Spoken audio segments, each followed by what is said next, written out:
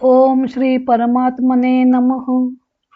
ज्ञानदेवांचा आत्मसंवाद प्रकरण 2. सद्गुरु वंदन. सद्गुरु शब्द प्रमाणाचा विषय होत नाही. ओवी आहे 28वी. अनुमानादी प्रमाणांनी सद्गुरु परमात्म्याचे अस्तित्व सिद्ध करता येत नाही. मग शब्दादी प्रमाणांनी तरी त्याचे वर्णन करता येणे शक्य आहे का? याचे उत्तर देताना ज्ञानदेव म्हणतात, जेथे शब्दाची लिही पुसे तेणेची चावळ बैसे, दुजयाच्या रागी रुसे एकपणाज. बोलाची लिपी पुसे असाही एक पाडभेद आहे. शब्दाची लिही म्हणजे शब्दांचे लेख, तेणेसी म्हणजे त्या स्वरूपाविषयी, चावळो बैसे म्हणजे बोलू लागले, रुसे म्हणजे रुसून बसतो किंवा सहन होत नाही. ज्याच्या ठिकाणचा शब्दाचा लेख पुसतो, शब्दच मावळतो, त्याच्याशी श्री गुरु परमात्म्याचा बोलण्याचा व्यवहार घडतो.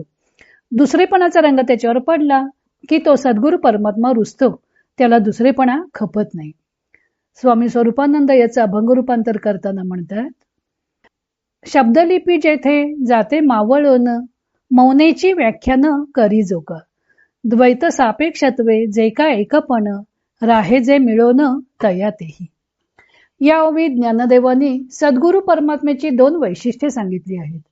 शब्दाची लिपी पुसली गेल्यावर हा त्या मूक शब्दांनीच बोलतो, आणि दुसरं द्वैताच्या रागाने हा एकपणावरही रुसतो. शब्दाची लिही पुसे यातील शब्द या शब्दाचे 2 अर्थ होतात. मागच्या ओव्यात प्रमाणांचा विषय चालला असल्यामुळं सद्गुरु परमात्मा शब्द या प्रमाणाचा विषय होऊ शकत नाही असा एक अर्थ, तर त्याचे शब्दांनी वर्णन करता येत नाही, त्याचे वर्णन करण्याचे कामी शब्द लटका पडतो असा त्याचा दुसरा अर्थ. प्रत्यक्ष, अनुमान, उपमान याप्रमाणे शब्द हेही प्रमाण महत्वाचं आहे. सगळ्याच गोष्टी आपण प्रत्यक्ष व्यवहारात प्रत्यक्ष, अनुमान, उपमान वगैरे प्रमाणाने जाणून घेऊ शकत नाही. बाळणपणासाठी माहेरी गेलेल्या पत्नीला मुलगा झाल्याचं कळताच पती आनंदानं पुत्रमुख पाहायला तिच्या माहेरी धावत जातो. माहेरी गेलेली पत्नी प्रसूत होऊन मुलगा झाला ही गोष्ट प्रत्यक्ष, अनुमान किंवा उपमान प्रमाणाने जाणता येत नाही, ती शब्दानेच जाणता येते. अर्थात शब्द हे विश्वासू व्यक्तीचे वा शास्त्र ग्रंथांचे असले पाहिजेत, नाहीतर एप्रिल फुल म्हणून कोणीतरी गंमत केलेली असायची. मग परमात्म्याचे ज्ञान असे शब्द या प्रमाणाने करून घेता येईल का? ज्ञानदेव सांगतात की जेथे शब्दाची लिही पुसे, परमात्मा वर्णनाच्या बाबतीत शब्द कुचकामाचे ठरतात. शब्द प्रत्यक्ष वैखरी वाणीने उच्चारण्यापूर्वी तो नाभिस्थानी असतो, त्याला परावाणी म्हणतात. नंतर तो हृदयापर्यंत येतो, त्याला पश्चंती वाणी म्हणतात. नंतर कंठापर्यंत येतो, त्याला मध्यम वाणी म्हणतात.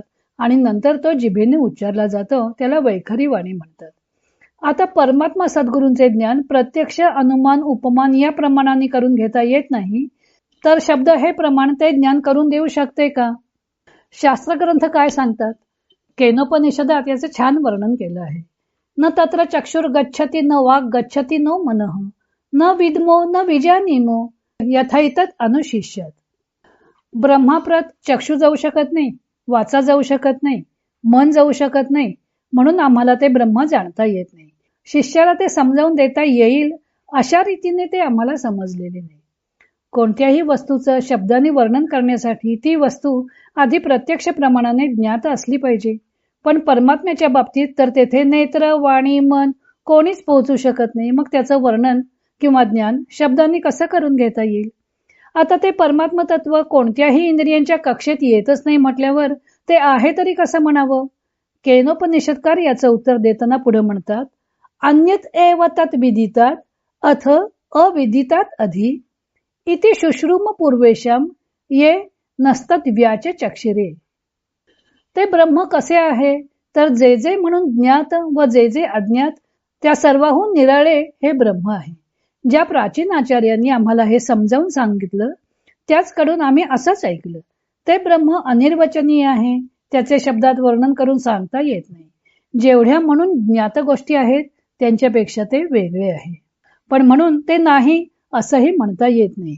कारण यद वाचानभ्युदितम येन वाग अभ्युद्यते तदैव ब्रह्मत्वं विद्धि नेदम यदिदमुपासते.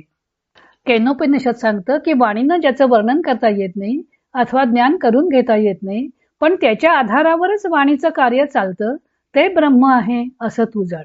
ब्रह्म कसं आहे ते शब्दांनी वर्णन करून सांगता येत नसलं तरी शरीरातील सर्व इंद्रियांचे काम त्याच्या आधारावरच चालते.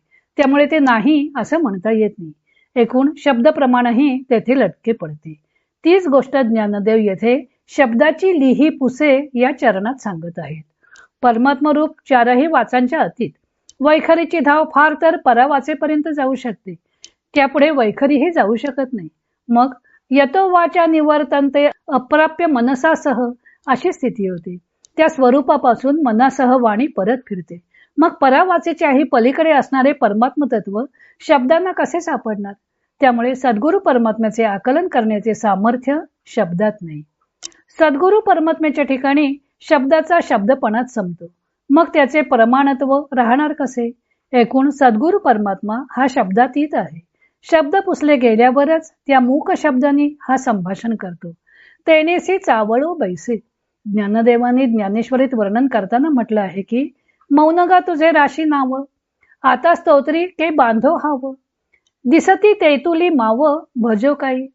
मौन हे आपल्या जन्मराशीवरून काढलेले नाव आहे आणि असं असल्या कारणानं मी स्तुती करण्याची उत्कट इच्छा कोठे बाळगू? जे तुझे स्वरूप मला दृश्यत्वे करून दिसत आहे ते सर्व मिथ्य आहे, तर मग मी भजन कशाचं करावं? सिंह राशीच्या मुलाचं नाव म वर्णावरून ठेवतात, म्हणून गुरुतत्वाची रास सिंह आहे असं ज्ञानदेवांच्या या वचनावरून दिसून येतं. सिंह हा मदोन्मत्त हत्तींचं गंडस्थळ फोडण्यास समर्थ असतो.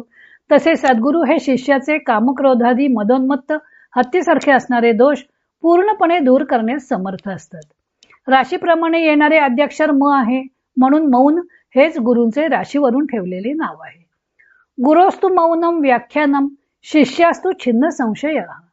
गुरु मौनाचीच भाषा बोलतात व शिष्याचे सर्व संशय दूर होतात, कारण दोघे एकरूप झालेले असतात. ये हृदयीचे ते हृदयी घातले. गुरु आपल्या हृदयातील ज्ञान शिष्याच्या हृदयात घालतात, त्यासाठी त्यांना शब्दांची आवश्यकताच पडत नाही. दुसरी गोष्ट म्हणजे शब्दांनी वर्णन करणे म्हणजे द्वैत निर्माण करणे. द्वैताशिवाय शब्दांनी कोणती गोष्ट वर्णन करून सांगताच येणार नाही. गुरु शिष्यांच्या बाबतीत द्वैतच नसतं. शिष्य गुरूंशी एकरूप होईल तेव्हाच त्यांच्या हृदयातील हृदगत शिष्याच्या मनात उतरेल. ज्ञानदेव सांगतात की दुजे याच्या रागी रुसे एकपणा. सद्गुरु परमात्म्याला दुसरेपणाचा म्हणजेच द्वैताचा राग आहे. तो दुसऱ्याच्या म्हणजेच द्वैताच्या रागामुळे एकपणावरही रुसतो. द्वैत मानले की त्याच्या सापेक्षतेने एकपणाही मानावा लागतो. एकपण हे अनेकपणाच्या अपेक्षेने आलेले असते. आता सर्व काही एकंकारच आहे, परमात्म स्वरूपच आहे, तर तेथे द्वैतही नाही व तत्सापेक्ष एकपणही नाही. सद्गुरु परमात्मा तर एकमेवा द्वितीय. ते त्याचे एकमेवा द्वितीयत्व हे द्वैत सापेक्ष नसून द्वैताचा अभाव असलेला एकपण आहे. त्यामुळे त्याच्या स्वरूपावर दुसरेपणाचा रंग चढला की हा रुसतो. येथे ज्ञानदेवानी रंग व क्रोध या दोन्ही अर्थाने राग हा शब्द वापरलेला आहे. व सद्गुरु परमात्म्याला एखादी गोष्ट मनाविरुद्ध झाली की रुसून बसणाऱ्या बालकाच्या रूपात प्रस्तुत केलं आहे. थोडक्यात हा परमात्मा आपल्याला द्वैताचे वारे लागू देत नसल्यामुळं तिथे शब्द थिटे पडतात. म्हणून ज्ञानदेव म्हणतात की परमात्मा सद्गुरू द्वैतपणाच्या रागाने एकपणावरही रुसतो. काही नाही पण हेच त्या परमात्मा स्वरूपाच्या बाबतीत सत्य असल्यामुळं श्रुतीने सुद्धा नेती नेती म्हणजे हा परमात्मा असा नाही असा नाही असंच वर्णन केलं आहे. एकूण शब्दाची धाव सुद्धा परमात्मेपर्यंत पोहोचत नाही. तिथपर्यंत शब्द गेलाच तर त्याला आपल्या शब्दपणास मुकावं लागतं. ज्ञानदेवानी अशा प्रकारे सद्गुरूंचे मन बुद्धी इंद्रिय व वाणी यांच्या अतीत असणाऱ्या या परमात्म स्वरूपात निर्गुण रूप रेखाटलेलं आहे. पुढच्या ओवीत सुद्धा ज्ञानदेव सद्गुरू परमात्मा प्रमाणांच्या आटोक्यात काय येत नाही त्याचे वर्णन करत आहेत. तो भाग आपण उद्या पाहू. इतर अनेक ग्रंथांचा आधार घेऊन संत ज्ञानदेवांच्या अमृतानुभव या ग्रंथाचं लेखन व वाचन सौ मनीषा अभ्यंकर मिरज यांनी केलं आहे. हरिओम तत्सत.